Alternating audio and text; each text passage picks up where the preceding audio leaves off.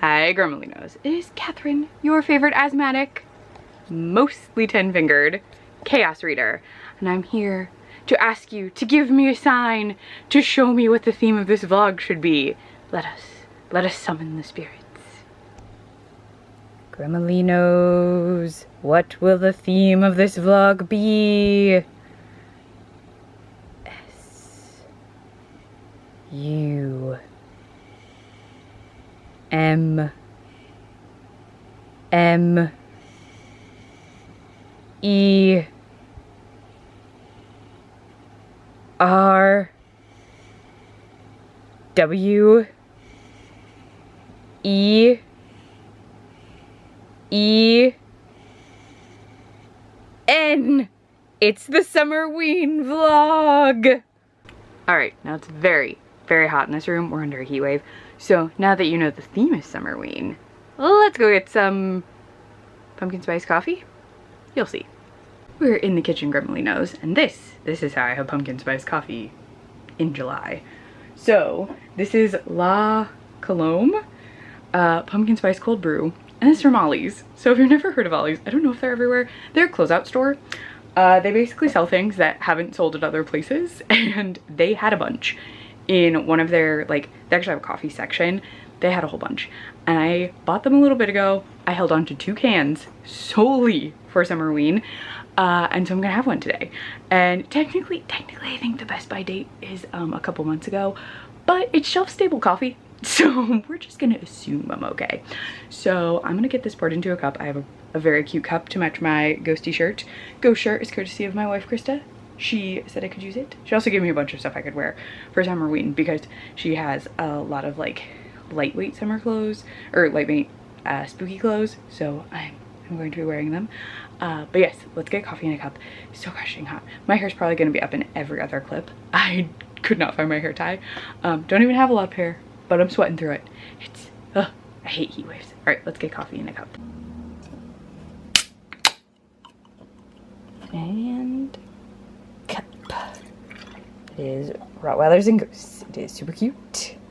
Oh, it's not a lot of coffee. I'm definitely drinking more coffee. All right, I'm gonna drink this. I already know it's good. And, oh, I'll tell you what my book is. Okay, I can confirm the coffee tastes delicious. The cat just hissed. I know which cat. There may be a cat fight behind me. They'll both be fine. Don't worry about it.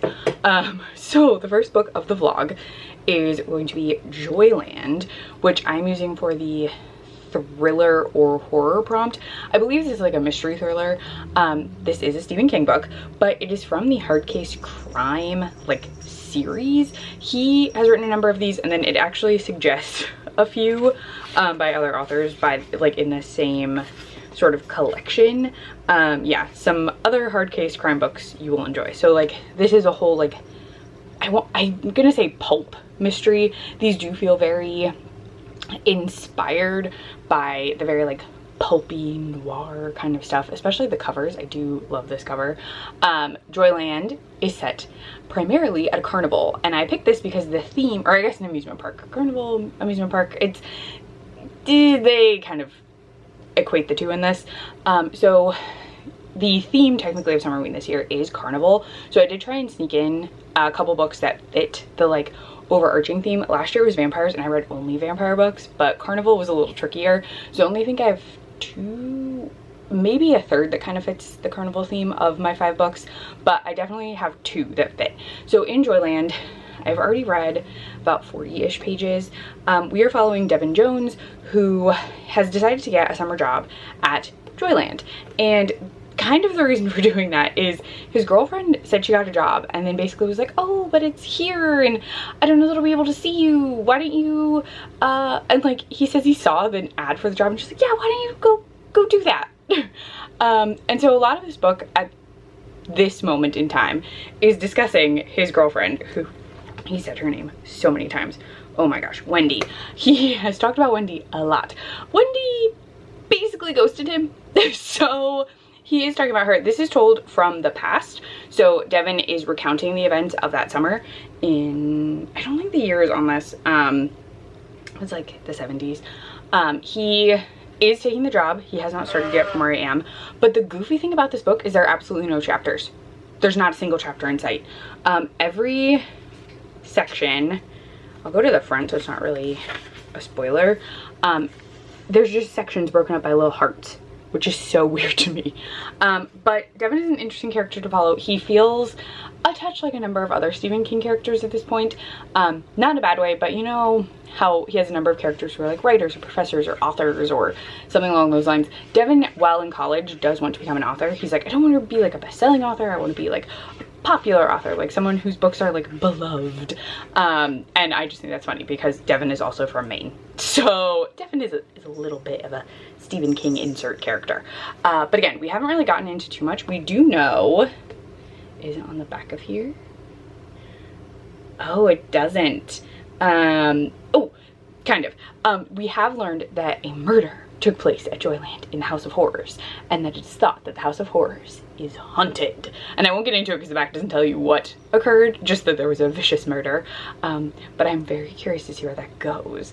And I am enjoying it so far. I'm not, again, very far in, but it is very summery, very eerie, and the carnival is written very, very well. We've already spent like part of a day with Devin at the carnival while he was like interviewing. So yeah, but I need to read a hunk of this because it's 5 books in 7 days. I'm hoping most of them are not too long. I know one is short because it was like read a book under 250 pages, and I am reading a novella that is like 100 something. But hopefully I can get through all of these. I'm gonna go drink my coffee, cool down. It is way hotter in a lot of these rooms in our living room because we have an AC unit in the window. So I'm gonna go cool down and drink my coffee and get my hair up. Oh gosh, I really need to get my hair up. But I will update you when I have some sort of Joyland update for you, my dear Gremolinos. Let's get into the Summerween reading fun. Hello, Gremolinos. I have an update for you. So off camera, Krista and I ran a number of errands. We had to get some stuff for the 4th. We're just doing the 4th at home, but we had to get some stuff. You'll get to see that tomorrow. And just some general errandy stuff. But we have been home for a little, and I have read a hunk of Joyland. I only have 100 pages left. So the overall mystery of this is Dev's, or Jonesy, he gets called Jonesy once he's been at the park for a while, his kind of fixation on, oh gosh, they just said her name. Oh, the woman in the house. Hold on. I think it's Linda. Oh gosh, I just remember. Hold on, I'm trying not to cough too. That's still gonna happen. Oh, where is it? Linda Gray. So he is kind of fixated on seeing the ghost of Linda Gray, finding out about Linda Gray, and like what happened to her, because it is an unsolved mystery. Whoever murdered Linda Gray has not been found. And they also think that person may have committed a number of other crimes. Really, we are just watching Dev, again, aka Jonesy. He is called Jonesy by a number of the people working at the amusement park.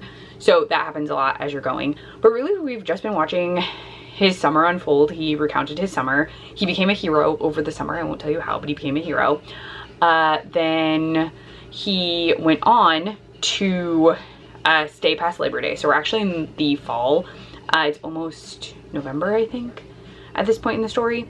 And he has met, they were introduced kind of at the beginning, but he's met some people who live on the beach in this very fancy Victorian, and he is kind of building a relationship with this mother and her son. And he does have 2 friends that he met over the summer, and they are going to come visit, and one of them has been doing a great deal of research on Linda Gray, and so she wants to tell them about it when they come to visit. So like all of that is going on. It is pretty slow, but like it's a fun read. It's very atmospheric. You do feel like you're at a carnival. Like it is all really fitting that like amusement park feel. I would say it feels very Stephen King. The writing is very Stephen King. There are characters, even though this is not horror, the boy that's been introduced oddly feels like he has The Shining. He hints at knowing things. We have a psychic who works at the amusement park. She also gives that like I know things kind of vibe. And so there's a lot of very Stephen King buildup. Again, it is very slow, but it's a fun read. Like it feels very summer, even though now he's like working past Labor Day to like close up the amusement park. So that has shifted, but because it's an amusement park, it still feels very summer. So the book is doing that, but it really, as of this point, just feels kind of like recounting the events of working at an amusement park, less so like thriller or horror. If you've read really any Stephen King book, but I would say specifically if you've read it kind of feels like that, where there's like just like storytelling, like you're just kind of following things, and some things like are not horrifying or scary, but it's in there. I also would say maybe Dolores Umbridge, because that one is recounting events from the main character's point of view. Ooh, yeah, this Dolores Umbridge, that fits better than it, though it has that very like childhood feel to it. I would say if you read Dolores Umbridge, this one is yeah. I stand by that.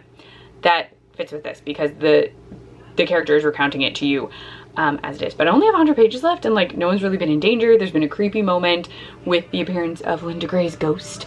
I also think you can hear Gilmore Girls. That's what Krista's watching. But since I only have 100 pages left, I'm actually getting a drink, and I saved this specifically for Summerween. So I actually bought this a while ago. This is Dracula's Red Blend. It came with the cape. It's a wine bottle with a cape and Dracula's face. Maybe it'll focus. Who knows? I hide behind it. Wants to focus on the fridge. So we'll put you over here. There we go. It's so strange. But there's that. I have not opened it yet, but I'm going to, and I'm actually not using a wine glass. Let me move over here. So I will not be using a wine glass for this. I'm really hoping that that's not too loud in the background. It's louder than normal because the AC's on.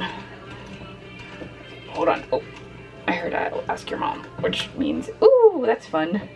So the cork says vampire on it. You may not be able to read that. The font is so tiny. Just believe me, it says vampire. But we're actually gonna pour it in here. Very, very red. I should turn this to camera. I'm not filling this whole thing, but it's a Dracula tiki mug. Very good. The wine is very red. Do that. Pull that. I'll probably have more of this later. I'm gonna pop the cork back in. I'm just gonna put the top hat one I have on. Do we think? Yeah, I think it'll be fine. Pop that back in. Will you go back in? Yes, perfect. Okay, that is re-corked. I'm gonna go hang in the living room. Gonna put this, well, I guess I can just leave this here for the time being. I have to move some stuff. But yeah. Oh, I should take a sip. Ooh.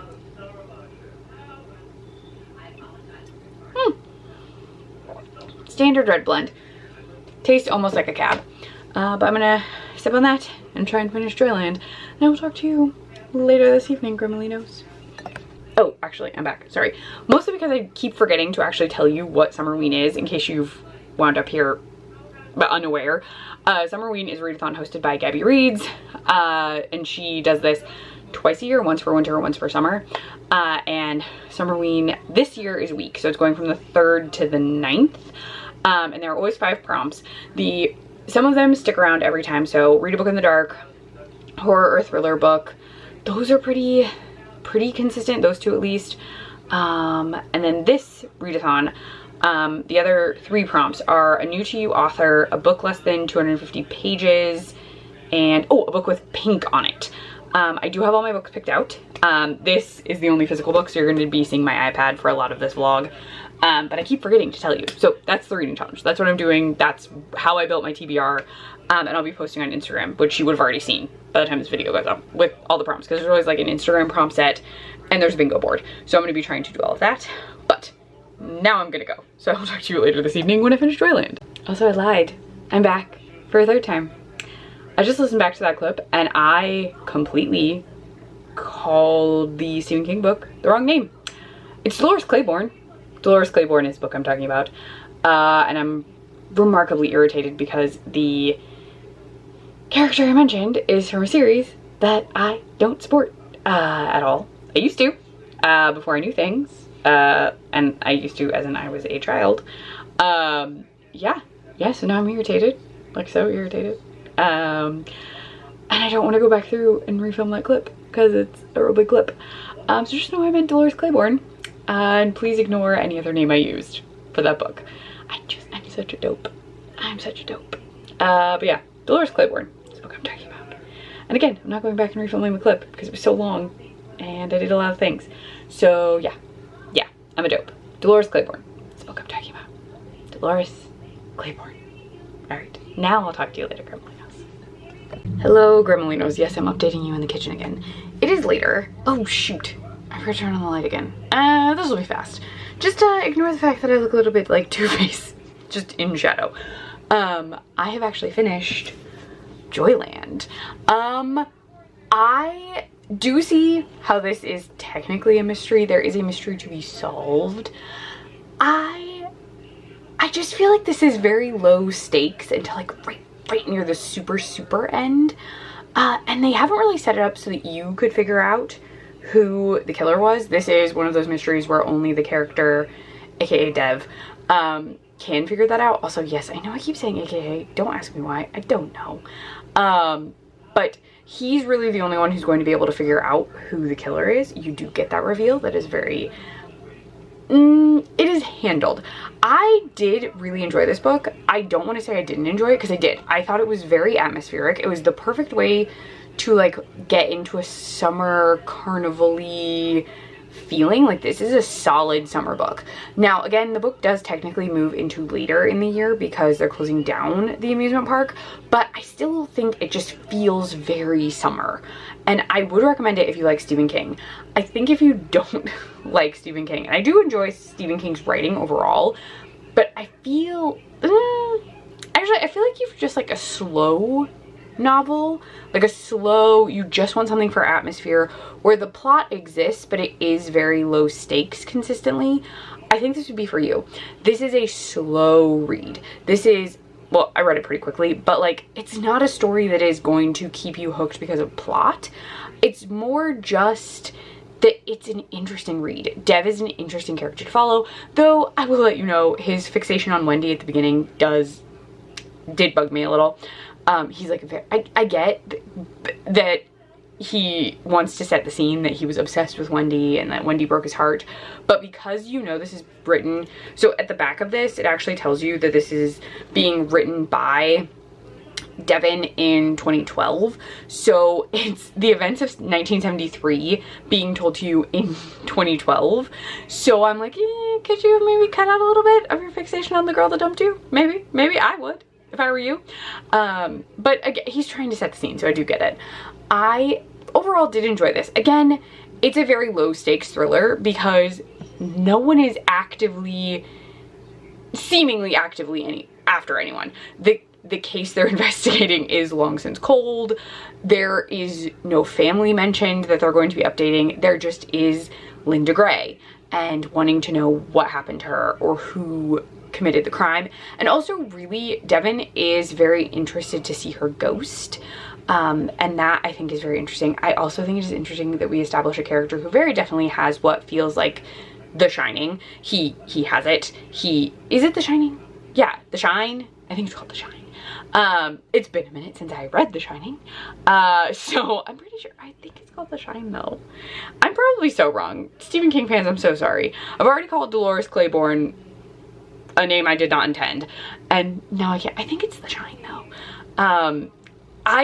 I think you would, it's also odd to me because I think I would recommend this if you've read The Shining, because if you're reading this after reading The Shining, or even a Stephen King book where someone has sort of that preternatural ability to know things, you'll be into this because it will feel like it fits into the Stephen King universe. It very firmly does, but Devin conveniently gets to live in a universe where he may be in a Stephen King story, but there's no evil clown, alien, demon monster. There's no vampires. There's just a human bad person. And so that's good for Devin. I do love this cover. This is supposed to be Erin. This is a character in the story, but I love that she's like in danger. And this is just like a fun, I love a pulpy cover. I just love, like, feels like you could get it at a grocery store in the 90s, but it's supposed to bring you those feelings of like the 50s and 60s. Like, I love that. But I did enjoy this. I enjoyed it a lot. The you have to just like Devin as a character, following Devin's journey, being part of the carnival scene. I love a carnival amusement park book, so I thought this was fun. If you liked Joyland, I would recommend Fantastic Land, and I think if you liked Fantastic Land, you would probably get a bit of a kick out of this. Fantastic Land is incredible. I've already read it a long time ago, but that is about the events at an amusement park following like a hurricane. But I very much enjoyed this. I don't know what I'm reading next. My iPad's upstairs. I need to go get it, actually. I think Krista's gonna take a nap. We're both kind of tired, so I might just zone out and watch YouTube or something. But I have 4 books left. Again, all on my iPad. And I just haven't figured out. I think I might do the carnival themed one next, but I haven't decided officially. So I'll fill you in when I have decided or when I've started it. I don't know. So the tricky part here is I bumped into something. The other amusement park book is my Read a Book in the Dark pick, so I don't want to start it yet. I could read the new to me author, like start that one. And that one is not an amusement park exactly, but kind of. I have to relook at the synopsis. So those are kind of the 2 options I'm leaning towards, because the other 2 books I think are gonna be really speedy reads. So I'm less worried about getting through them than the other 2, but we'll see. So I'm gonna go for now. I probably won't talk to you until tomorrow morning. If I start reading something late tonight, I might film tonight. I haven't decided. So we're just gonna see where things go. I am still slowly sipping on this wine. I'll just hold it up here. It's not in this. I have the cup in the living room. But I'm gonna go. That's book 1 of 5 done. So I have 4 left. I'm not planning on doing much reading tomorrow because we watch Jaws and just kind of hang out. Oh, I actually do need to take you in the living room. We're gonna watch a movie later tonight. Ready or Not 2 is finally on streaming for free, i.e. see, I almost said the other thing. I.e. it is in a streaming service we pay for, so we don't have to pay for it additionally. Also, please stop focusing on my refrigerator. I'm a person. Thank you. Oh, it's the paintings. That's what it's doing. I understand now. But we're gonna watch Ready or Not 2 tonight, and so I'll probably show you that, perhaps, maybe. Yeah, but I'm gonna go. So I'll probably see you sometime tonight for some sort of update of some kind. I guess, Gremolinos. Hello, Gremolinos. It is the 4th, which means it's Binks and Bane's 6th birthday. So our Amish Maine Coon mixes, we got to pick their birthday, and our vet's estimate when we rescued them was around July 4th. So their birthday is July 4th, and they turned 6 today, which is wild. I cannot believe we've had them for 6 years. But I'm here in the bedroom very briefly to talk to you because I have a tiny book update. I will say we didn't watch the movie last night. We actually wound up just finishing Sense8 season 2 instead of doing a movie. So we're just gonna watch Ready or Not 2 today. We're also watching Jaws because it's the 4th of July. Ages ago, Krista came to visit me in Ohio, and during that trip we basically wound up in front of a television set that was just showing all of the Jaws movies on like AMC or something. And yeah, it was a very odd trip, not because of her, but because we were invited to a 4th of July like family party for a friend of mine, and then we wound up having to deal with her baby cousins the entire time, even though we were just like sitting on the couch. Like, it was so strange. But because we watched Jaws for like an entire day, we always watch Jaws on the 4th of July. We just do. So we'll be putting that in later. I need to cook. We're doing a seafood boil. Probably not in a way that you'd be like, oh, that definitely sounds like a seafood boil. I have frozen shrimp. I have frozen little scallops. And some sliced canned potatoes, and I'm gonna get those all in a pot. But I wanted to update you first because it's gonna be really hot in the kitchen, and I just don't think I want to talk to you in the kitchen while I'm getting hot. And the heat wave seems to have broken a little. Mostly it looks very stormy, so the upstairs is not as oppressively hot as it has been. But the update I have for you is I started Script to Scream by James and Lydia Hicks, which I am doing because I flubbed this. I initially was going to do this as my book to read in the dark, but on my like little Instagram graphic, I put I was reading this as the new to me author, which it is. It could have fit for both, but now we're reading it for new to me author. And so it's by James and Lydia Hicks, and in this we're following Jennifer, who was the Scream Queen in a franchise called Evil Elf. She played Rebecca Summers, and in the first movie, it's set at a place called Tinseltown, which you can see on the cover. And it's like a Christmas themed theme park in like the desert. So she was very popular in the 80s. She was not in the last movie in the franchise, but they lead into that like no one liked that movie and it was kind of like a horrible in space thing. But while she's working one of her conventions, because that's kind of how she makes her money, she's not really getting jobs. She is approached by someone named Vincent who she's met before. He's like a big fan of the Evil Elf franchise, and he says he's making a fan film and he wants to pay her a lot of money to reprise her role as Rebecca Summers in the movie. Sorry, I'm coughing so much. My allergies are a mess, so my asthma's being weird. But she doesn't really accept. She's kind of like, no, like, I don't want to do that. Thanks. Sorry. No. But she learns that the person, Douglas, who played the evil elf, he's actually going to be in the movie. The evil elf's name was Pucky, I think, or Plucky. I think it's Plucky. He is coming back. He's like, oh no, I'm not playing the like bad guy. They're actually gonna have my face in the movie, which will be very cool. Like, I'm getting older and I don't really want to be in the suit. Like, there's like a mask that you have to wear. And a number of other people who have been in previous movies have also shown up at this. So just know she like winds up at the movie, but it's very odd. Like, someone just like comes and picks her up and she doesn't know anything. Like, she has a script, but everything is odd. Like, she's like, I don't really remember these people, which they were in the movies with her. She just does not remember them. But she like doesn't really understand why they're all there or like how the continuity of this movie works. Because some of the characters that have been brought back shouldn't be in the movie based on like what happened to them in their previous movies. We also have gotten a tease that maybe something is up with Vincent and his production. So I'm curious to see where this goes. I will say Jennifer is a little bit of a bitch. There's someone who is hired to do makeup and she just knows him as a former actor and she's like, why are you doing my makeup? Like, don't do my makeup. And he's like, I had a salon. Also, my husband's a drag queen and I did his makeup. Like, don't worry.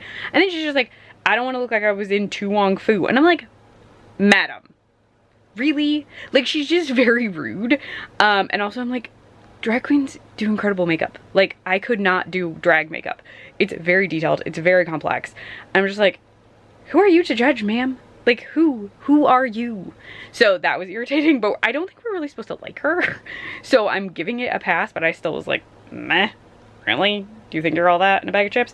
She can't even do her own makeup. Like, do your own makeup then. Like, I was like, you can't do your own? Like, I can't really do my own makeup, but like, I would think she could if she's gonna be so particular. But I am curious to see where it goes because I do think it's going to go very poorly for everyone involved. I did actually, so my tarot deck was in here, the queer tarot deck that I was using in June. And I thought since I didn't do a draw yesterday, I would do one today, mostly because I had the like, well, it's right here, the Ouija board in the beginning. I just didn't want to do like both back to back, but I've already shuffled the deck. Normally I shuffle while you're watching me, but I did shuffle it and I have a card prepped. It is the Six of Swords. Those are swords. It's kind of dark in here. Yeah, Six of Swords. Very cool art. I really like it. Okay, let's see. Oh, I'm very close. I was on Two of Swords. 3. I'm trying to flip one-handed. 5, 6. Six of Swords. Hope, relief, companionship, moving on, or travel. The Six of Swords appears when you're finally shifting away from a difficult situation. The worst is behind you and you can now pick yourself up and begin moving forward. This card at its simplest urges you to shed what doesn't serve you. You realize the pain and difficulty and ask for help to move through this transition. It's challenging to leave baggage behind, but remember that you are heading toward a better and brighter future. The Six of Swords is reassuring you that it's okay to move on. And then they're saying the models on here are Jenny Eisenhower and Sarah Neville. But what's interesting is there are 3 people on this card, and I'm guessing one of them is not being attributed because it's a child, so maybe it's not a real person, or if it is their child or someone's child. Don't focus on me, focus on the card, please. You're just not. There we go. They didn't want them included, but it is for sure the Six of Swords, so that's interesting. I like the art. The art's very cool. But yeah, so that is the card pull. I need to go do this boil. So I'm gonna head down, get all my stuff put away. Probably gonna read while it is boiling and toss on YouTube. But again, it's gonna get really hot in there, so I'm gonna leave you just like put away. And then I'll probably pop you out when we start watching Jaws because we have fun cups that I want to show you. We use them every year, but we have fun cups. So I'm gonna go. Curious to see where Script to Scream goes. I may actually be able to read it today. I don't know. We were up so late watching Sense8, like 4 a.m. And then we got up at like 11:30. The dogs were fine with it. They were like, oh, it's so tired. We're so tired. But apparently we have stuff to do tomorrow. So we're gonna see how everything goes. But I will talk to you.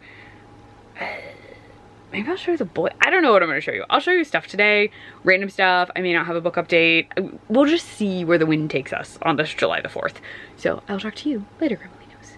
Hello, this is the boil. I told you it was a low budget boil, like sliced potatoes, shrimp. There's scallop in here somewhere, but I don't know that you can see it. There's a little imitation crab meat in it. I tried to season it. Some of the things got more seasoned than others. But Krista, who's over there, says it's good. And this is the fun cup I was talking about. It's a shark cup with a straw, and we're just having a little wine with our seafood boil.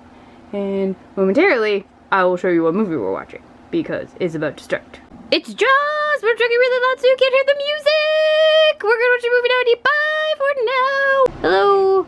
We watched Jaws. Chris is talking to the pups, so you'll probably hear other sound. Oh, sorry, I'm holding you very poorly. But we finished Jaws, which we just watch every year, so we've seen it so many times. But we're gonna watch Ready or Not 2, and then we're probably gonna end the day with Independence Day?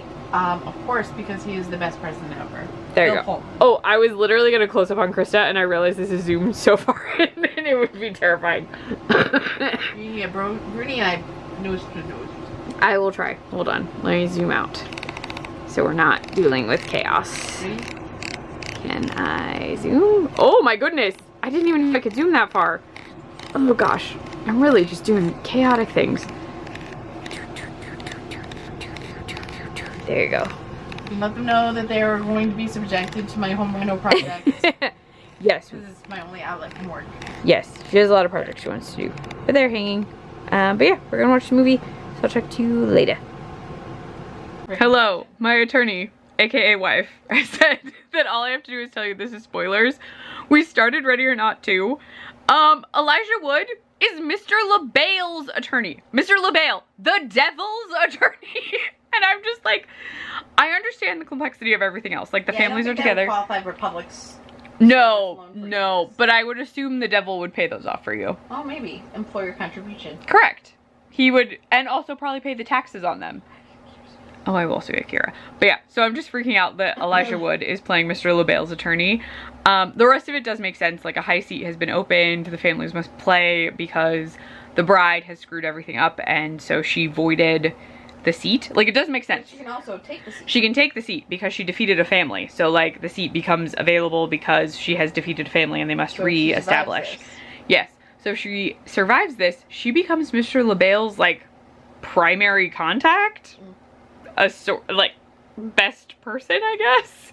I don't know, but I'm just freaking out that Elijah Wood is Mr. LaBelle's attorney. Like the devil just casually has an attorney who's like, yes, I work for the following law firm, because he lists an organization he works for. But yeah, I would assume this is a lawyer, like employer contribution payoff, and then he paid the taxes. Oh gosh, I just burped. Sorry, we've had a lot of wine and snacks. We're gonna go back to watching the movie. I'm just now like, yep, I'm gonna keep burping, apparently. Krista was also burping. The boil was a lot of food. But yeah. When I burp now, I try to say achoo because my wife says achoo. I do say achoo when I sneeze. It's genetic though. So it sounds like a demonic being saying achoo. But yeah, we're gonna watch this movie. I was just like freaking out. I was like, wait, the devil has an attorney? So it's a delight. Also, I will pan over so you can see. Kira is sleeping. Oh, she says hi. We kept her up too late last night. Hi! You kept me up to 4 a.m. and you woke me up at 11 o'clock. Do you know how much cure time that is? I know, you didn't get enough sleep. Not a lot of cure time. I know. If you're watching this, my name is Kira, and I need to be rescued and placed on a regular sleep schedule. Yes, we'll probably go to bed much earlier tonight. Probably. Probably not tonight, but tomorrow night. Yes. Sunday night we'll be back to normal. Yes. And then there's Binks. I don't know. Oh, Bane's over here. So there's Binks. And there's Bane. Boy. And it's their birthday! I already told you, but they turned 6 today. Alright, we're gonna watch the rest of the movie, but I was just so intrigued. I was so like, what? It was very exciting. Okay, spoilers are over. Sorry if you haven't watched the movie. It's not a huge spoiler, I don't think. Not. So, like, I'm not spoiling the rest of the movie. I will not discuss the rest of this movie in case you haven't seen it, because I know it is very hard to get to the movie theater. But please enjoy these sleeping cats and dogs, and I'll talk to you at some point later today. Hi, Gremolinos. Same couch. Many hours later. We did watch Ready or Not 2, which was really good. Very good. Catherine Newton is delightful. So I was trying to tell Krista what she was in. I really like her in Freaky. I think Freaky is like a fun, silly time. And she was also in Abigail, the vampire movie, and she's really good in that. She's like very fun. She's in so many things.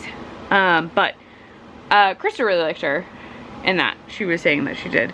If you notice that I sound a little funny, or my hands are moving slowly, or I look tired, my lovely wife, are you visible in the viewfinder? Thank you. Wanted to play beer pong, which meant she played with Summer Shandy. I played with two 1911 ciders, and as per usual, I lost. So I have had 2 ciders, and I have, I'll just bring it over here, this whole cup of beer that technically I have to finish, but because my wife is not horrible, said I could throw out if I don't want to finish it. I put it in the cup. I said I would leave it over here for the rest of the night, but I'm already inebriated enough that I'm tired. But it's the 4th of July. Also, our neighbors are being jerks. Well, that's because we've already done 2 bottles of wine. Yeah, we've had a lot of wine. Maybe 3?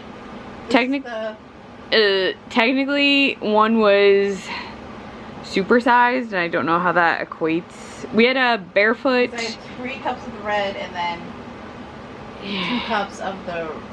Yeah. My favorite. Yeah. So Krista's favorite wine is Stella Rosa Black, and then we had barefoot red Moscato, which is very good. I had 3 cups of that, and then 2 of the red. Yes. Please note the cups were not like wine glasses. It's a whole thing. It was the shark cup. We drank more than we normally would because it's the 4th of July and we've just been at home. But our neighbor, and I won't say which neighbor, not that any of them are watching this. We have a neighbor who decided that because it's raining, he should grill in his garage. So like smoke is pouring out of his garage. He's setting off smoke bombs with, I believe, his nieces. It's just loud and annoying. It's been upsetting Kira. So we turned up the TV super loud so she wouldn't hear it. But yeah, we've had more alcoholic beverages than we would normally consume in a standard day. So I'm tired. I might fall asleep. We still need to watch Independence Day because Bill Pullman is our favorite president. He's a president in many things. Independence Day. Isn't Bill Pullman the president in another one? No, you're thinking Air Force One, and that's Harrison Ford. No. The one where Bill Pullman is not actually the president, but he's a doppelganger for the president, and then he becomes the president. No, that's gonna fly. Oh, I confused. I could have sworn Bill Pullman was president in more than one movie. Just Independence Day? I don't know. Independence Day is a delight, so we'll watch that later. Only the first one. We don't watch the second one. We did one year. It's just not as good. But yeah, so that's the end of today. I don't have a book update. Maybe when I'm mildly sobered up, I will read. Who knows? Also, we have not left our home. This is the only reason we have consumed any abundant levels of alcohol. We're just not leaving our house. And I cooked before drinking because gas stove, and I did not want to set our house on fire. We did stay up till 4. We got up at 11. Because I told them we finished Sense8, and then we watched The Deepening, the Bob's Burgers episode, because it's like Jaws-esque. We watched Jaws after I made the boil pot. We're finishing boil pot leftovers for dinner. And really we've just been at home. We do have plans tomorrow outside of the house, but I have to film my reading routine video, which I do love an Instagram prompt, I do, but I just don't have a reading routine. Like, she's over here, my lovely wife. Are you visible in the viewfinder? I ask. Yes. But like, you can agree, I don't have a reading routine. You can, but right, like I just kind of read when I can, and a lot of that is like before work or during lunch break or when Chris is at court and I'm home. So like I don't really have one.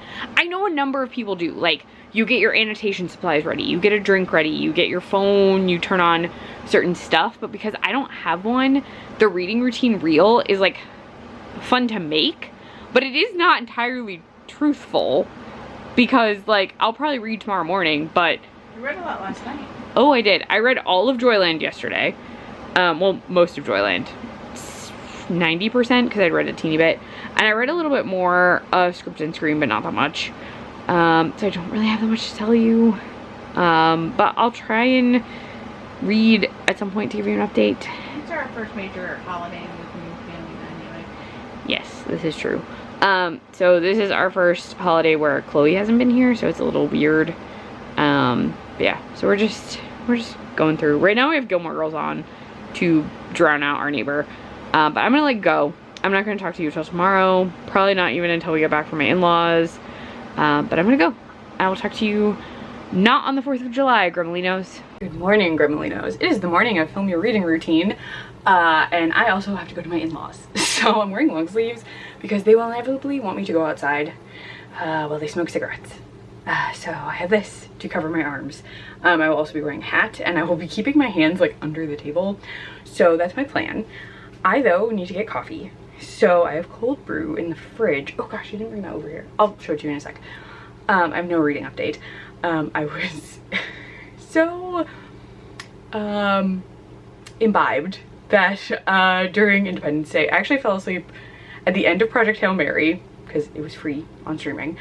And I fell asleep before we even really started Independence Day. So yeah, I basically fell asleep pretty early. I was really tired. What's up? I'm up. It's 10:30. We have to be to the in-laws by 1. So we're gonna do like our little morning routine, which I will film as part of the reading routine. I'm just gonna go from there. It's so tricky to me. Like I've never had one. Even when I was a kid, I would just kind of like read whenever. So like, I just don't have one. I mean, beverage first, always. So definitely coffee. But like if we were traveling, we would stop to get like sodas or something and I would get that. Like that's the only thing I can think of that's even in the routine officially is like getting something to drink before you start reading. But like if I'm reading during like downtime or something, I just read. So yeah, but let's get to filming. Those are my only updates for you. I want to finish Script to Scream today, or at least I do want to finish it today, but I also think I'm going to make it my current read photo for tomorrow, just because there are only 3 prompts after that, I think. Yeah, 3 prompts after that. And if I use Script to Scream for like this video and the post after, I can like make the other books fit, and then I don't have to raid my shelves to find books. But yeah, let's get coffee. Oh, it's hot in this kitchen. Oh my gosh. All right, coffee. I will show you the coffee too. Hold on. You're on my little coffee area. Yes, there's peanut butter here for the pups. do pup cups. We got them little pup cups. You're gonna see them before the vlog is over, but Krista got them little pup cups that you can reuse. So there's Kira's and Bernie's is hiding over here. And they're Halloween colors, that's fun. But I have Gilmore Girls Fall Blend Pumpkin Spice. This is like my favorite pumpkin spice coffee. It's really good. I have a ton of it. Krista ordered it for me because she's always worried that they're gonna like sell out or discontinue because they discontinue stuff all the time because it's like through Gilmore Girls / Warner Brothers.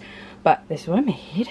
Then I have a cup for me and a cup for Krista. And the creamer is for Krista. I just realized though that I have to get my Splenda out of a cabinet that's kind of blocked. So yeah, I'm gonna pour this and take this out and then start filming the reel. So I probably won't talk to you again till I get back from Krista's parents. So yeah, just enjoy these cute little cups. I will talk to you later, Gremolinos. Hello, Gremolinos. I have donned my Spirit Halloween baseball cap that I totally like have not worn, but remembered I have. So I'm wearing this. It felt very Summerween. I'm gonna do a very quick tarot pull. The deck is on my lap, but I already shuffled and did all that. I have the Hanged Man. Go. Let me pull it up. I know that's Major Arcana. You are 12. Oh, this is gonna take me a sec. Oh, right before. Got it. Okay. The Hanged Man. If you feel like you've come to an impasse, it's important to pause and change your perspective. The reason you may be feeling stuck is because your old ways of doing things are no longer serving you. It's time to literally turn yourself upside down to figure out an alternative way to handle the situation. This is not the time to push forward like you would with the Chariot card, but instead a time to slow down and consider what may be keeping you in this same old routine that isn't bringing you the results you seek. The reverse is surrender to the universe. You can't have control over everything, and you've been exhausting yourself by keeping busy through mindless menial tasks. It's time to pause. Overdoing it carries the risk of burnout, and if you don't slow down and reflect on your choices, behaviors, and mindsets, you are heading straight toward exhaustion. The Hangman in reverse can also mean that you are feeling restricted by your circumstances. Maybe a change of perspective is in order. However, if you've already been on a pause, this can be a sign that things are going to start to pick up for you. It also says sacrifice, letting go, and surrender. And the model is Eli Bird. He, him. But yeah, I just thought I would draw. I don't know how I look in that clip because I was reading. But yeah. So there's that. We're headed out though, so I just thought I would do that for fun. I'll also be doing a tarot draw tomorrow because I'll be back in my office and also wearing a t-shirt. So maybe I'll talk to you tonight. If I finish Script or Scream, I'll try and recap you tonight, but I gotta put you away. I gotta get going. So I will see you later tonight, Gremolinos. Hi, Gremolinos. I'm back in the bedroom. I'm in pajamas. I took a shower once we got back from Krista's folks and basically just like read. We watched Gabby's first Summerween video that went up today. Oh, over here, sorry.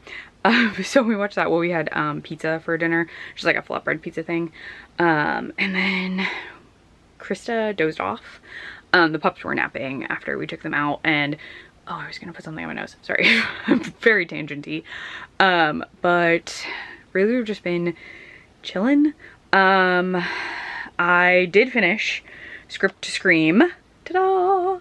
And I did enjoy it. It is a touch predictable, which I do think is understandable. I wondered a bit as I was reading it about some of the reveals. But overall, what happens is ultimately the characters all do realize that they are not there to film just a fan film. They're there to film basically a true to life horror movie. Like, they are not going to, the idea is they will not make it out of the movie alive because their characters did not make it out of their movies originally alive, which is why the timeline thing, like even our main character Jennifer is like, they didn't survive their movies, like why are they here? And I just think it's funny that they like just choose them seemingly at random and just like have them in the movie.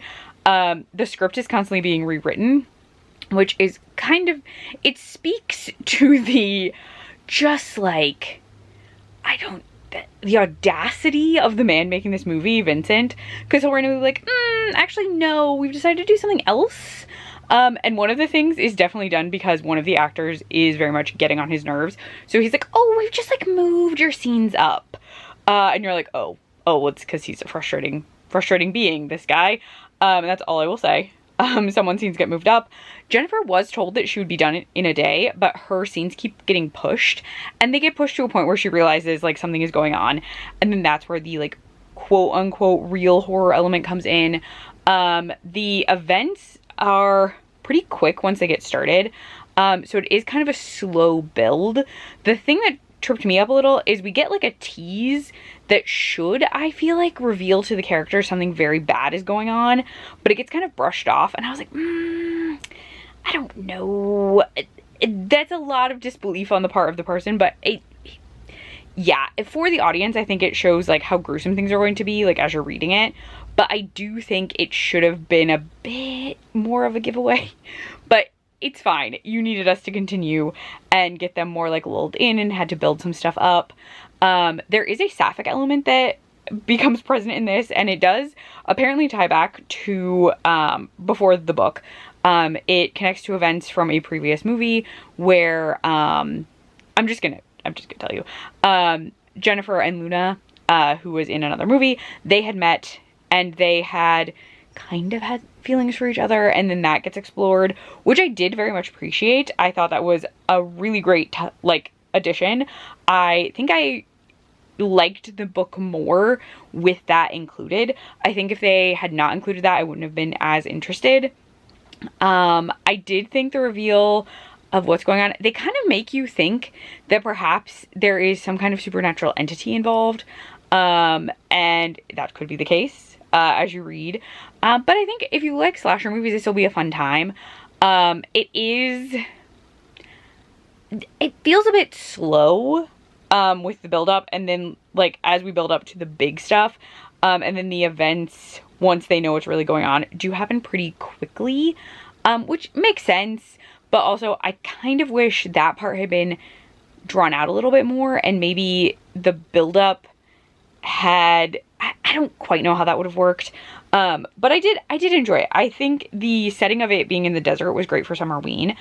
So things were creepy, and it was just interesting. I am wearing Jack Skellington pajamas predominantly because they're at Tinseltown. Like, they're in a Christmas themed amusement park, and horrible things are happening. So like, I think it works. The desert element is good. It's super hot. They're all getting very warm. Everyone's getting like dehydrated because they've been in the desert, but I did have a fun time. I would recommend it. Just know going in that it is I feel like it's a little bit slow in the build up. But then once things start happening, it's all very like rapid fire. This is how everything's gonna go. So yeah, enjoyable. I think you will probably compare it most to, I feel like, Leprechaun. I have only seen like one Leprechaun movie, but the character being an elf, but like based on the face description, I just kept picturing Leprechaun, like the Leprechaun from Leprechaun. So that might just be me. Also, I have actually watched a couple very bad Christmas horror movies. I did watch one for something that was like Elf on a Shelf, and it was truly the worst. So I vaguely thought of that, but like the character in that wasn't big enough. But yeah, I just kept thinking of Leprechaun. And what's funny is they mentioned Leprechaun at the very beginning, and then in like after that one time comparison, they never mentioned Leprechaun again. And I think it's because the character is too similar, because it was like Freddy, Jason, blah, blah, blah, but they never mentioned anything from Leprechaun after the like very first prologue thing. And I was like, that is so interesting. So interesting. Also, this is a little odd because there's an epilogue and then chapter 34, which felt like a choice. I feel like instead of calling it an epilogue, maybe they could have called it an interlude or something. It was just odd that it was epilogue chapter 34. But that's just a layout thing for me. I do think it's because the prologue, like the epilogue matched the prologue, so it made sense, but it's just odd to have something called chapter 34. I almost kind of wish they had titled it something based on the timeline, and that's all I'm going to say. And I think that would have worked a little better for me, just for layout purposes. But again, I did have a fun time. I also read this pretty slowly just because we had a lot going on. It was 4th of July. I'm gonna sneeze. I'm gonna try not to sneeze. Oh my gosh. Okay, so the next book I want to read, and this gets tricky. This is and I want to be reading this because I want to take it for the like summer vibes photo, because this feels very summery to me. So this is, I have to get back to the cover. I decided it didn't want to be on the cover. Oh my goodness. Okay, come on. Is Ghostland.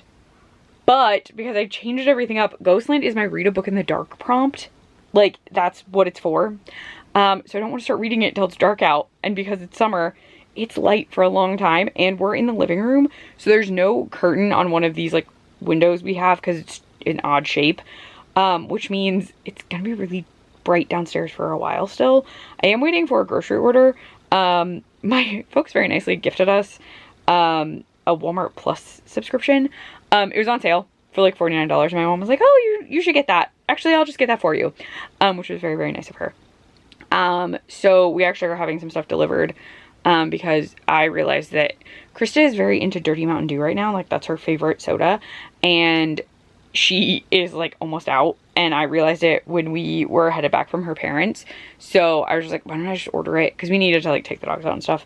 So I ordered that, but the earliest without additional charges that it could get here was 7, and it's after 7 now. It says it's being prepared, but they have until 9 o'clock to deliver it. The only annoying thing is that I also ordered a pie. We wanted pie, and I was gonna bake it for the bake a thing. One of them's like bake a treat or something like that. And I don't think the pie's getting here until too late to bake it tonight, so I'll have to bake it tomorrow. That's fine. We'll see how awake I am. Maybe I'll still bake it tonight, who knows. But yeah, so the issue is that this book, if I want to read it next, it's just like not, I need it to be dark. It's not dark. And I could jump it around. I could do Snake Eater, which is my pink on the cover, but like that also has an audiobook, so in theory I could listen to that during work because it's some kind of like read and listen, and it's in like it auto downloaded to my Audible, which was weird, but I could like listen to it if I wanted to during work, so I'm kind of like holding off. And then I want to finish with Hard Luck Jenny because it's my super short one, so I feel like I can knock it out last for the prompts, but I'm just like I'm just waiting. So we'll see what I do. I am gonna head back downstairs. I need to move some stuff into my office for tomorrow, including the camera. So that's the update for now. If I bake a pie, I will show it to you probably tomorrow, but I'm gonna attempt to bake a pie as soon as possible if the pie arrives. I've baked it in another one, so I'm not really gonna show you. It's a strawberry rhubarb pie from Marie Calendar. I'm not baking anything from scratch, but I baked it in a different video. Like I baked the same pie, so I was like, I'm not gonna include it. I'll just show you like us eating the pie whenever that happens. But I should go. This is a long clip. So I will talk to you about whatever book I read next. I don't know. I have no idea. Ghostland makes the most sense, but it's just not dark. It really isn't. I mean, I could sit in a dark room.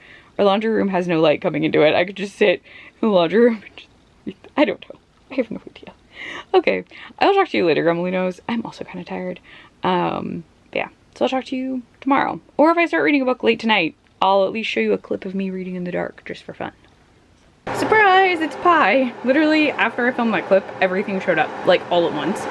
So, I have the pie. It has to cool for, like, technically 2 hours. We're probably gonna give it an hour to cool. But this is the pie. Strawberry rhubarb with a crumble. It's very tasty. We've had it before. But we have pie. And the living room is now getting sufficiently dark. So I think I'm gonna attempt to read a book in the dark very soon. Reading in the dark. Reading in the dark. Everyone is sleeping in the dark. I'm reading in the dark. You can't see anything except my book. Okay, I'll see you in the morning, Grumblinos. Hello, Grumblinos. Today's outfit brought to you by my wife. This is Krista's shirt, but she was like, it matches the cups, you should wear it. So I'm borrowing her shirt. I have the matching cup. This is Gilmore Girls Fall Blend coffee again. It's so good iced. Okay, so I am here with a book update. So I did start reading Ghostland by Duncan Ralston in the dark. I will probably be reading this not in the dark, but just know I'll probably be reading parts of the last two books in the dark, so I feel like it'll work out to like a full book. And I read some of the other books like kind of in the dark, so I started this in the dark at least. I actually read, so this is the cover. Ta-da! I am on part 2, but I remember, yeah, I'm on page 130, and the actual book itself, before you get into like the extra bits and bobs, the book ends on 374, so I only have like 244 pages left. So math, I feel like that's like a third of the way through, generally, because I don't want to math. But okay. Here's the premise so far, and I will say the first part is very long in comparison to I think the other parts because we're doing a lot of setup. So we're introduced to Ben and to Lil, who will be called Lillian after her original introduction. They were best friends, and one day this weird thing happens. They see a house that seems to be floating down the street, and this house that's floating down the street, Ben looks into it with his binoculars and thinks he sees the now, like at that time deceased horror author, is it Richard Garrott? Hold on, I'm gonna double check. It's the title of the last section. Rex Garrott, who basically wrote a number of books that were just depressing. His focus was blood, guts, gore, plot really doesn't matter too much. And Ben always loved his books. He was very into horror, but when he saw Rex Garrott, he actually had a heart attack, and he's kid.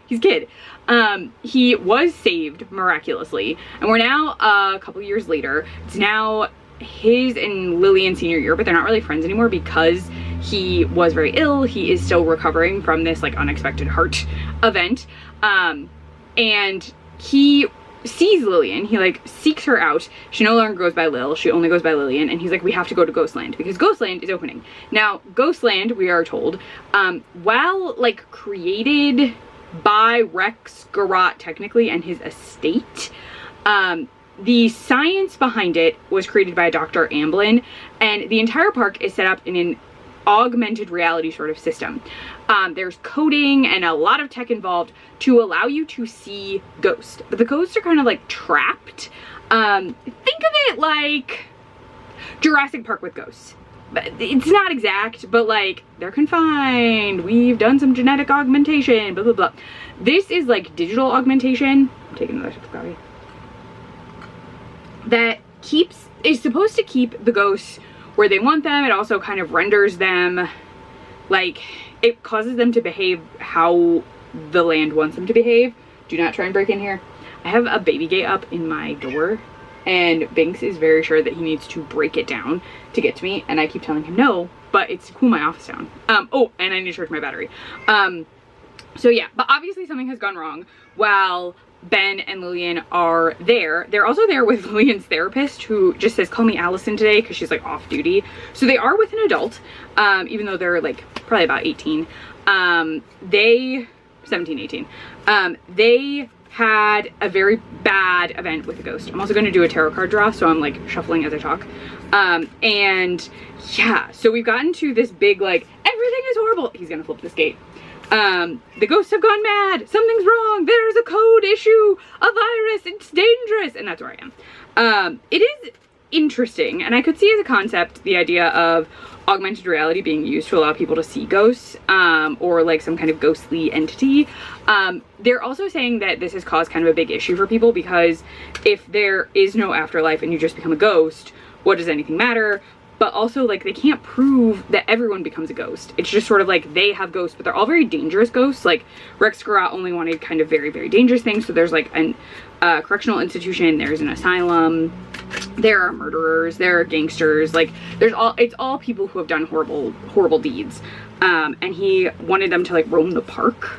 So that's interesting. But he is a very dangerous man, so I get it. We have a card. It is the Page of Swords. Ta-da! Focus on my face. Don't focus on my face.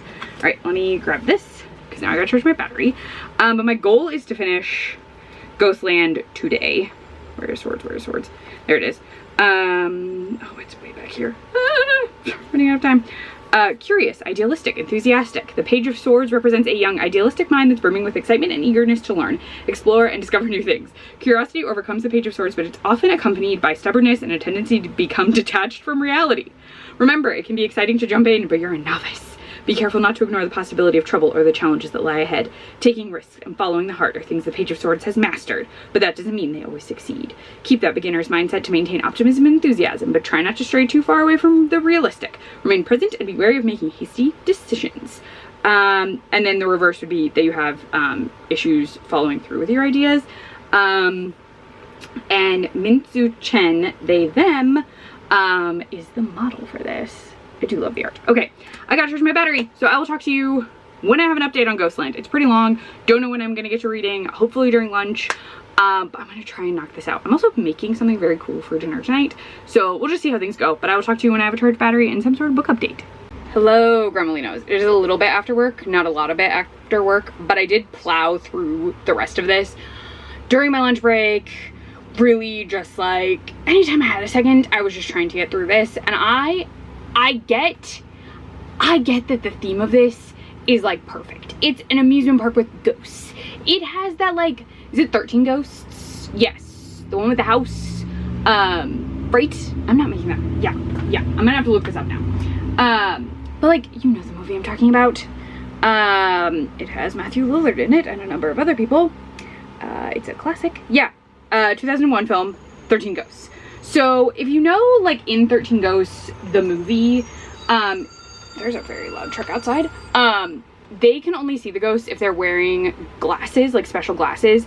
That is in this consistently. Like, you have to be wearing the glasses to see the ghosts. So like throughout, I was kind of like, this is reminding me of 13 Ghosts in that regard. And then all we know is that Garrott, the horror writer, who made these like truly gory, grim stories, he is somehow influencing the park. He is believed to be dead, but there is like a subplot where perhaps his death was his death is mysterious. Like, there was a means in which he perhaps is not dead, but the plot is really tiny. I'm gonna put this down.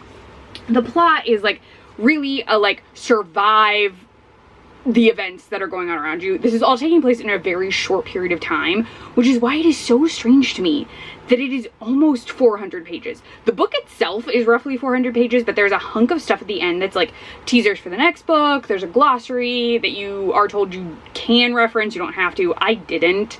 Some of the stuff they were talking about I already knew. Other stuff I was like, this is important for another book. Unfortunately, I don't care.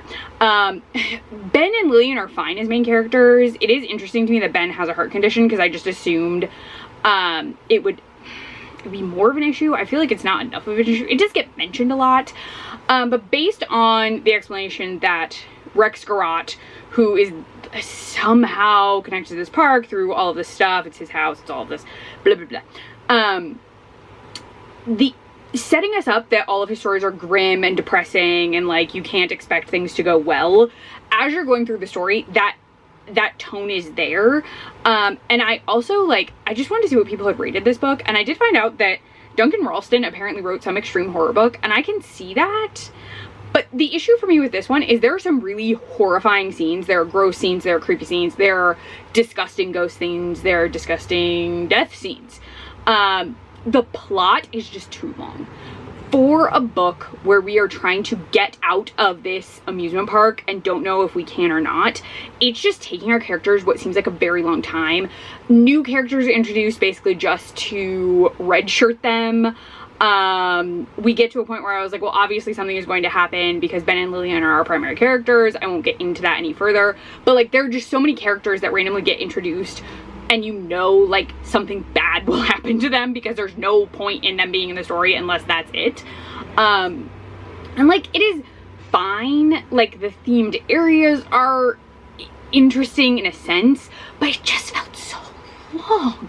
And it would just be like a bathroom scene. We had them go to the bathroom and I was like, okay, I'm in a movie. Yes, we gloss over the fact that people have to pee, but also like, this is already taking so long. I don't need to go to the bathroom with them. I know you added a ghost, but like, girl, did you drink any liquid? It's been 4 hours. Like, you threw up. There's no fluid in you. So I was like, I mean, I'd probably have to pee, but also like, so many scary things were happening. You didn't just pee your pants. Like, I just, some stuff like didn't need to be in there. There were these like little ghosty things that popped up that didn't really go anywhere. I don't know. It was just, some of it felt so drawn out. And there was like the subplot of Rex Garot. There's then another subplot about the doll head murderer that I didn't feel needed to be in there. They're just like plots that didn't need to be there. And like, I don't know if he felt like he needed to have more in it because it's part of like a big, like, he's written other books in this franchise, I guess. But I was just like bored. Like, I was like, oh, creepy gory scene. But like, I was also getting like, there were so many creepy gory scenes that eventually I was just like immune to them. Like, I was like, okay, could we just like get past the thing that's spewing blood or the evil thing that's chopping people to pieces? Could we just like keep going? Could we get farther in the park, please, for my own sanity? So like, I am sure there are a plethora of people who will very much enjoy this. I just thought it was wildly too long. Like, if that had been condensed, like half it, if you halved the book, if you cut out some of the scenes, if you cut out some of the additional characters, even if you cut out some of the ghosts to focus on like different ghosts, or like to give creepier ghosts more time, I feel like that would have benefited. Like, there's a nun who's randomly introduced. They're just like random ghosts that then like don't really do anything except like build up the collection of ghosts. And like, I think they could have gotten less time, especially because there are more books. So like, introduce them in this, have them do like a really creepy thing real fast, and then like move on. Everyone run. Like, I feel like there should have been more running, or more like, and we went over there and we zoomed over here. Like, I don't know. It was just too long, and I thought parts of it were enjoyable. Like, I liked the amusement park aspect, and then everything goes haywire at the end of part 1, and then it's 4 parts. I think I might have said 5 before. There's 4 parts in an epilogue. The first part is very long, and it does a fine job of setup, but then stretching out the rest of it for 3 full parts feels very long. Like, we could have hacked a part out. They just pulled it. Spent more time getting, like, there's a house they're trying to get to. Spent more time in the house. I don't know. I don't know. It was fine. The atmosphere in part 1 is great. It is perfect for like creepy carnival, creepy amusement park, like ghosts, creepy. It just is long. And I just got tired of reading it, which sucks. So I was like taking breaks, kind of like I would just be like, okay, I have stuff. And then I would be like, and now I'm gonna try and like plow through this. So unfortunately I will not be picking up any more of them. I think if it, I'm sure a lot of people like this book. I'm so sure. The plot took forever. Anyway, I don't know on the next book. I'm making dinner tonight, so I won't be reading for a little bit, and I don't know, maybe we'll watch a movie tonight, maybe we'll watch TV, I don't know. I just don't know what I'm doing next. I think I've picked the book I'm reading next, because I think I've changed my mind a little.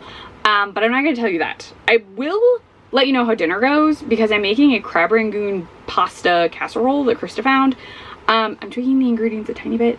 I'm using just regular milk instead of heavy cream. There's something else I'm not doing. I don't remember the other thing I'm not doing. I think that was really it. But I am making that. So I'll let you know how that is. Maybe I'll show it to you. It's going to be cheesy looking pasta with fake crab in it. So I'll let you know. I will let you know how that goes. And then at some point I'll decide on the next book. I only have 2 books left, which is wildly surprising. They're only really like 7th, 8th, 9th. So there's only really 3 days left. So I do need to get through them, but one of them is very short. They might both be short, I don't know. But I'm gonna go because I need to cook dinner. And I don't really want to think about Ghostland anymore. So I will talk to you possibly later tonight, possibly tomorrow morning. I don't know. But I will talk to you later, Gremlinos. Old, very loud, super cheesy crab rangoon casserole. You don't get to see me. I am relaxing. I mowed the front yard. Krista did all the weed whacking, which was a lot of weed whacking. She's taking a shower. I'm letting this cool. It said serve immediately, and I'm like, this is dangerous. I'm not giving anyone that immediately. Hopefully this worked out. I subbed spaghetti for egg noodles, and I'm a little worried it didn't incorporate correctly. Let's hope. Let's hope this tastes good, or this was a whole wasted amount of cream sauce. But we'll see.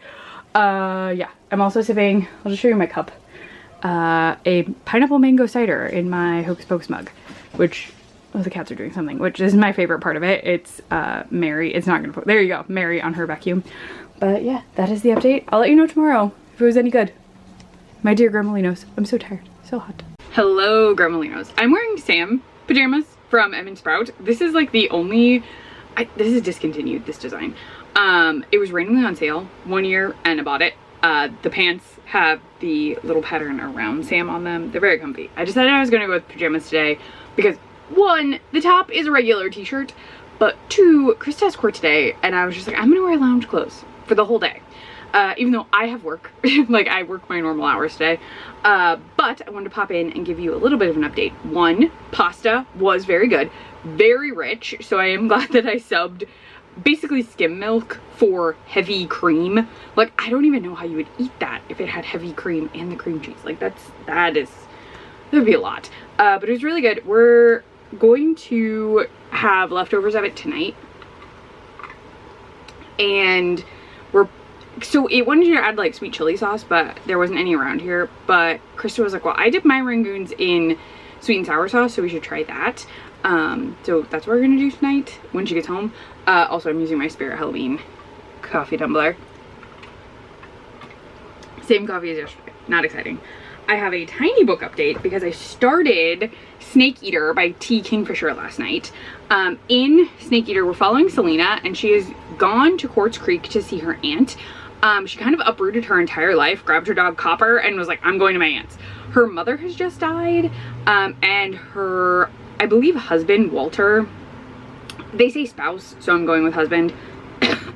He is not a kind man, and he's actually been causing her a lot of strain and stress and making her life more difficult, and she just needed to get away, and people in her life were like, yeah, go. Like, go, it's fine. So she had hoped to just spend some time with her aunt. One of her arguments she said foregoing was that her mother did die and it's her mother's sister. But when she arrives in Quartz Creek, her aunt has died. And she's like, what? And they're like, yeah, we couldn't send a letter. Like, we didn't know who to reach. And so they have held her house. And the town's kind of a little goofy. Like, the house has just been sitting, but a neighbor has been making sure everything's okay with it. She left the door unlocked in case someone came by, and everyone in town is just kind of like, yeah, just stay there, it's fine. And everything is sort of like working out for her. Her argument to them is that she's just staying until she can afford a train ticket back, because it is expensive, and she doesn't really have any money because she couldn't really take anything with her when she left. She just picked up, left, and she doesn't want her husband to know where she is. So that's very interesting. We have briefly been introduced to the idea of the snake eater. It's a roadrunner, but that's all we know. It seems like it could be something else, but all we saw was like a little roadrunner doll, and we were told that's called a snake eater. I'm curious to see where that goes. I am enjoying it. Copper and Selena. Copper is a mostly Labrador that is with her, and it's very cute. The two have a very cute relationship, so I am enjoying that. But I can pop in the audio if I want today. I haven't decided if I'm going to yet, because it's one of those like listen and reads on Kindle. So I might do that, I might not, I don't know. But card, I already shuffled. So we have the 5 of Wands. It's a lot of people. It's very fun. Is it gonna focus? I feel like it doesn't want to. There we go. Sometimes I have to do like a weird thing. Okay. 5 of Wands. Book. And am I in Wands? Oh, I am. Look at that. Oh, too far, too far, too far. Went the wrong direction. Challenging times, competition, conflict, tension, chaos. 5 of Wands may show up when you've got the impression that everything is scattered and out of reach. You may feel a sense of conflict, but no, with a conflict comes transformation. Conflict is natural and necessary for growth. Nobody's path is always easy. When this card appears, think about how to maintain a sense of control and clarity through this conflict. Don't let things get under your skin, and don't let pain or hard feelings cloud your thinking. Keep a cool head and find peace within, even if it means compromising on something you are reluctant to lose control over. Removing yourself from a situation, even temporarily, may give you the space to find peace and lead you to shine a light on what you couldn't see before in the midst of the chaos. Reverse, you may be feeling inner turmoil rather than a sense of conflict with others. Spend time getting to know the parts of yourself that are out of alignment, focusing on the head and heart. Oh wow, there are a lot of people. So there's Leo, the they, them, Nina Alexander, she, her, Ginny Valence, she, they, Bailey Sell, he, him, Kevin August, he, him. I'm not going to read you all of the stuff, but it is interesting. But yeah, that's a lot of people on this card. But that is it for my little morning update. I'm gonna drink coffee, do work stuff. My stuff's already loaded up, but I didn't, it's not technically work time yet. I have a couple minutes, so I'll probably read a tiny bit more. Yeah, and I'll talk to you later tonight. I'm gonna try and read some during lunch. Try and read some. If I put the audiobook on, I will finish this. So we'll just see how I'm feeling. But I will talk to you later, Gremlinos. Hello, Gremlinos. If you hear the AC, I'm sorry. I'm hot from working upstairs and I'm not turning it off just yet. Soon, but not just yet. I have finished Snake Eater, and y'all, this book made me cry. I kind of want to buy this book. I love T. Kingfisher's writing, but this is the first time that I've been like, do I need to buy this book? So I'd already told you that Copper and Selena come to Quartz. Oh, I'm gonna call it the wrong thing. Quartz? It's in the last chapter. Hold on. I want to call it Quartz River, and I think it's Quartz Creek. And I'm gonna call it the wrong thing. Quartz Creek. It is Quartz Creek. Hi, Goose. Goose is yelling at me. So when I had started, the story was very like standard, very normal, and I was like, it's gonna get goofy. It's gonna get goofy. I know it is. There are gods and spirits and entities living in Quartz Creek. They just live there. And they exist, and they sometimes meddle in mortal affairs. In that they might do some things you don't expect. And I don't want to spoil anything, but this book is beautiful. There's a dog spirit named Yellow Dog that shows up. I won't tell you how or why. Copper is a delight and a beautiful girl. And Selena just loves her dog. And all of that made me cry. It's fine. I'm fine. So Copper reminded me of Chloe by the end of the book. I will not say how. It will spoil the book, but then that made me emotional. And also I'm drinking wine and I had a rough work day. So like I'm on an emotional edge. But it made me cry, and I can't even explain parts of this book without, I'm sure, spoiling things. There's an evil roadrunner. That's what's on the cover of the book. And just know the Copper is a good girl and nothing bad happens to her, gosh dang it, which is beautiful. So I need you to know that going into this book, Copper is fine. Just know Copper is fine. If the dog did not make it through this book, I would tell you even if it was a spoiler. I don't care. When I read This Wretched Valley, I'm pretty sure I spoiled the ending of that book because I informed the entire vlog that the dog was fine. I was like, I don't even care. Dog's fine. I was like, go into the book knowing the dog's fine. And I did. I don't care if that's a spoiler. I need dogs to be fine in books. And I just need you to know that. I need the dog to be fine in the book. I need the cat to be fine in the book. But if a dog is introduced and given a lot of personality, that dog better make it, god damn it. And Copper will be fine. No, going into this book, Copper is fine. But again, the book made me cry. And I'm still emotional. It was such a good book. Grandma Billy is my favorite human character. Selena is great. Selena is contending with her shitty, yeah, I'm saying that, ex. So they are broken up. Also, they were never officially married, so he's not her husband, but I just feel like it's one of those, like, common law things where, like, if he was asked, he would say he was her husband even though they're not married. So, like, Walters has, like, really leaned into the fact that her mother had forced her to kind of diminish herself, and then Walter leaned into that. Probably unintentionally. His personality was just probably very similar to her mother's. But he was always, like, questioning her or talking down to her and really caused Selena to, like, come inside of herself. So this story in and of itself, while it does include spirits and entities and beings, it is also just a story of Selena overcoming the fact that so many people in her life have told her she is bad with people, she is too much, she shouldn't exist the way she is.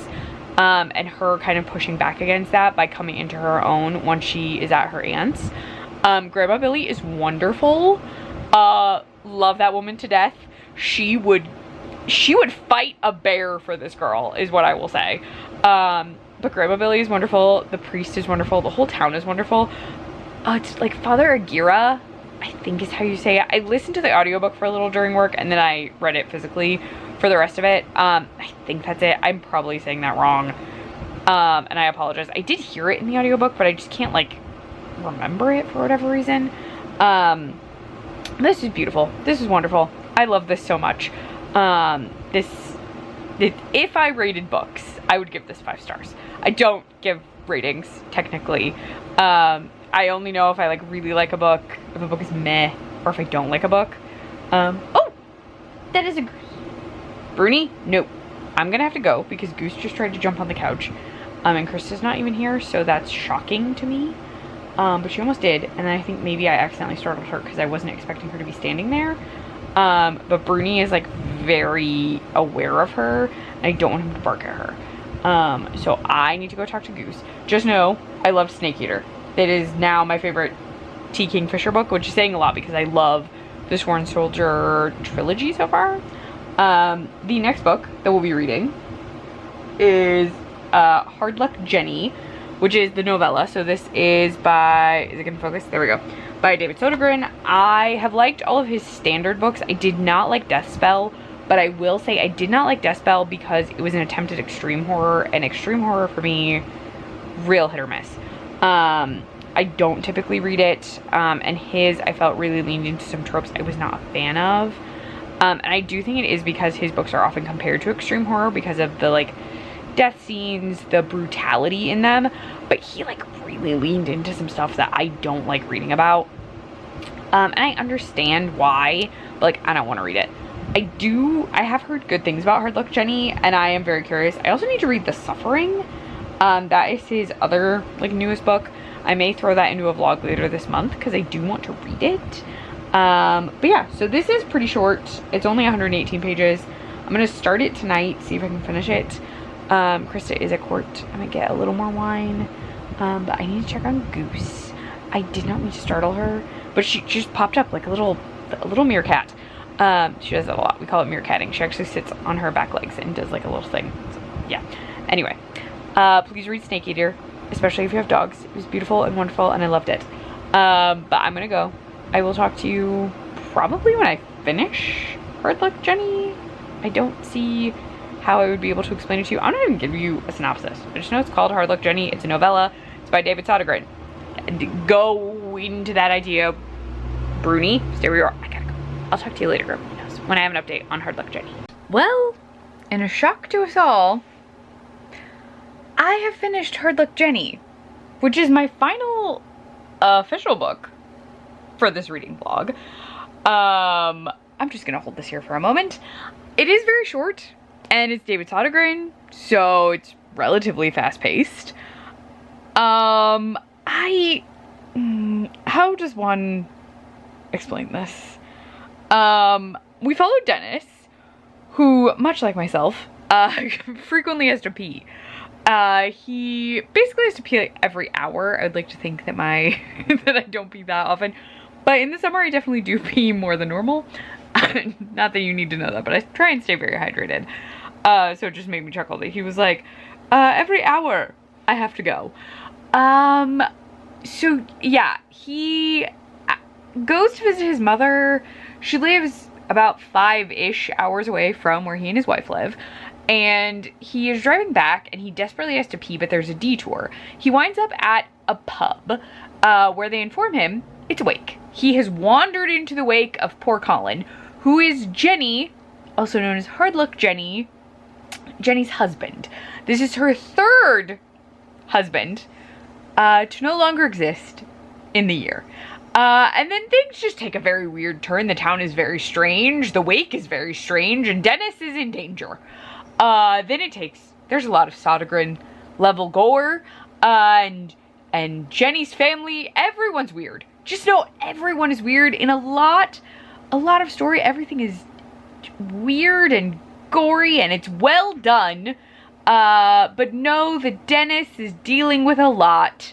Just truly a lot. That poor man. Also, his actual wife, Mel, who was on the phone with him before he stopped. She's also dealing with a lot now, as she has no idea what's happened to Dennis. As he got off the phone and said he would call back as soon as he finished peeing, which should have taken, you know, maybe 10 minutes if we grant that you want to buy something at the bar first. Yeah, does not go, nothing goes well for anyone. I admittedly, because I know the vlog is already very long, I'm going to probably call it an actual end with Hard Luck Jenny. Mostly because I know tomorrow my work day is going to be very, very busy. Oh, my phone is ringing. Please hold. Okay, I had to preheat the oven and get a pizza in because Krista is actually headed home now. But yeah, I do think I'm gonna call it, mostly because I have to find time to add in the last handful of clips to the vlog. I have to get it uploaded to YouTube, all of that, and I was kind of hoping to get it uploaded on the 9th anyway, because that is the last day of the challenge, and I had a sneaking suspicion I would probably be able to get stuff done by the 9th. Also, I use, just so you know, I barely edit my videos, which you can tell, but I use like Adobe Express, I think, which is, I'm pretty sure I do pay like a small monthly fee to use it. I'm very sure I do, but it's not like software, it's just a website from Adobe, and it's been very glitchy. So just getting these clips in is probably going to take me much longer than it normally would, because like I've actually already put in all the footage from earlier today all the way back to the 3rd. It took me an hour this morning to get it to actually work, and let me put the footage in. So I think just even getting these clips in is going to be difficult, which it's fine. I will work with it. I have a Chromebook. It's just what I have. It's what I bought. It's what I could afford. And so that's what I'm using. And it is what it is. I'm making it work. I just like, it's what it is. But I need to actually do that. So I think that's going to take a hunk of tomorrow before work. And then work is going to be busy. And then after work, I'm just going to want to chill. Maybe Chris and I will get back into watching Supernatural. Or maybe we'll watch a movie tomorrow. I don't know. But today, I'm going to call it on Summerween. There's a lot of rambling for you, because I have finished all of my planned books, and I watched Jaws I also watched Ready or Not 2. Look at that. And I baked something. I made that strawberry rhubarb pie. My wife is home. I will tell you that I was going to read Cauldrons and Campfires if I had time, and I'll probably try and read this sometime this week and squeeze it into my next vlog, like mention it in the next one. I really like Ellie K. Mulford and K.L. Morrison. I like all of their other stuff so far, so I'm very excited to read it. It's Sapphic Summer Camp. So there's that. Krista is home, so I think that's everything. Did you participate in Summerween? What was your favorite book of Summerween? Mine was Snake Eater. Please let me know your favorite below. Also, again, please let me know if you like the tarot draw thing. I'm enjoying doing it, but let me know what you think. If you want me to keep it in vlogs, I can always just do it myself without filming it, but let me know. Yeah, favorite book of Summerween, tarot stuff. Like, subscribe, all of that jazz. Also Instagram, Clefco Ever After. It's the same as here. I will see you in the next one, Grimly Knows. Bye.